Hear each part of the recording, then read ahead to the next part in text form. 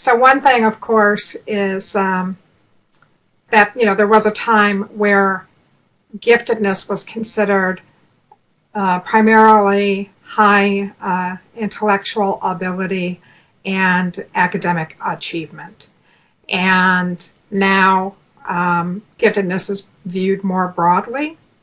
Although I teach graduate classes in gifted education, and I give talks, several talks a month.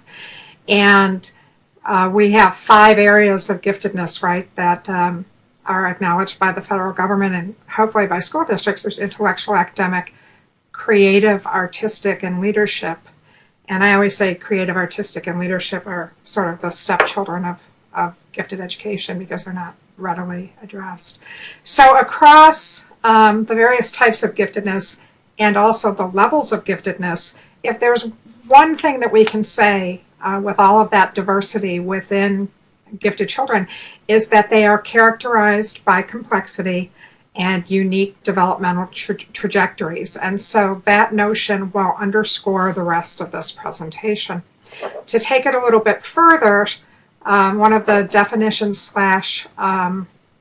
descriptions of giftedness that I go to most often in my work is this from Linda Silverman and the Columbus Group. Giftedness is asynchronous development in which advanced cognitive abilities and heightened intensity combine to create inner experiences and awarenesses, and this is really key, that are qualitatively different from the norm. This asynchrony increases with higher intellectual capacity, and the uniqueness of the gifted renders them vulnerable and requires modifications in parenting, teaching, and counseling in order for them to develop optimally. And I think this piece is, again, essential to thinking about and understanding overexcitabilities, because you've got right there in the last sentence talking about vulnerability and talking about developing optimally. And that refers back to the title of this presentation, Overexcitabilities, the Joys and the Challenges. Overexcitabilities, I believe, confer certain advantages and contribute to optimal development, but overexcitabilities also, as I'm sure everybody attending knows or senses, present some challenges as well. As we said, in his term, it has been decided would have been better translated as super stimulatability versus overexcitability for a couple of reasons. Overexcitability has a connotation of over, too much, annoying, irritating, and all that.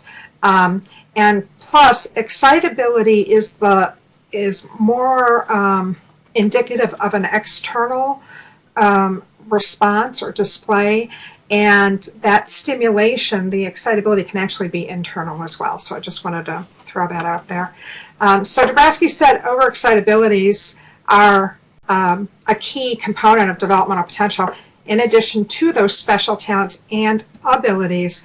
And then the third factor, which is essentially will.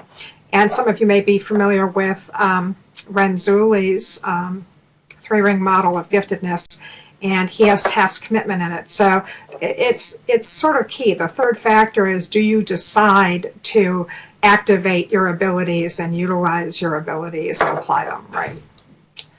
Okay. So Dabrowski explained the sensitivity and intensity experienced by many gifted individuals as overexcitabilities. And here's another key notion, key concept, and that's that this is a greater capacity to be both stimulated by and respond to external and internal stimuli. So it's not just what you're taking in from the environment, although that's key. It's also what's going on within the individual. And for all of those parents or out there, who has the child perhaps really young, first grade, second grade, third grade, and you tuck them in all nice and tidy and read them their story at 8 o'clock, and at 10:30 they're still up with the flashlight with the book, or maybe not even that, maybe just thinking their own thoughts because they have a very rich and dynamic internal life as well. And Dabrowski said overexcitability permeates a gifted person's existence and gives energy to their intelligence, their talents, and their personality.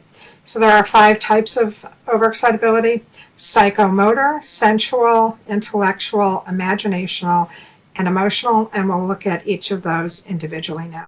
Oh, no, we won't. Soon. This is an important interjection here, too. Dabrowski's theory depathologizes the normal development of gifted individuals. There have already been a few questions that have popped up on the chat section of my screen about misdiagnosis and about how do you discern between overexcitability and ADHD and the like, and I'll talk about that as I go along.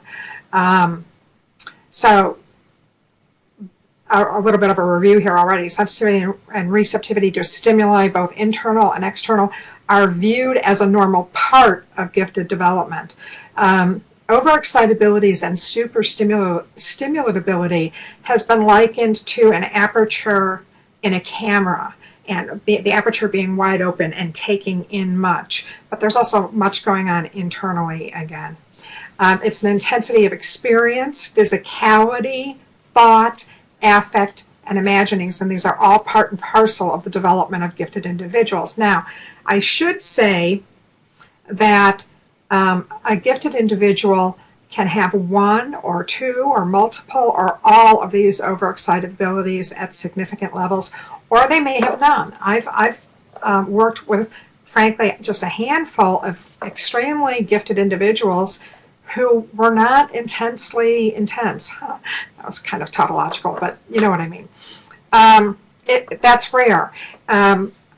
I've been doing research with a group, Linda Silverman and some of her colleagues, for several years, and we have a few instruments that assess overexcitabilities, and all of the research that we've done so far shows that there are greater overexcitabilities in gifted populations at various age levels than in more typically developing individuals. So the title of the presentation tonight is that this intensity brings with it certain joys and challenges. And the joys will probably be apparent as we go along. In terms of the challenges, we have to keep in mind that those challenges present sometimes for the individual, and oftentimes the overexcitabilities present more challenges for those in the life space or life sphere of the individual. In other words, it bugs other people more than it does causes more challenges to others than to the individual who's highly overexcitable.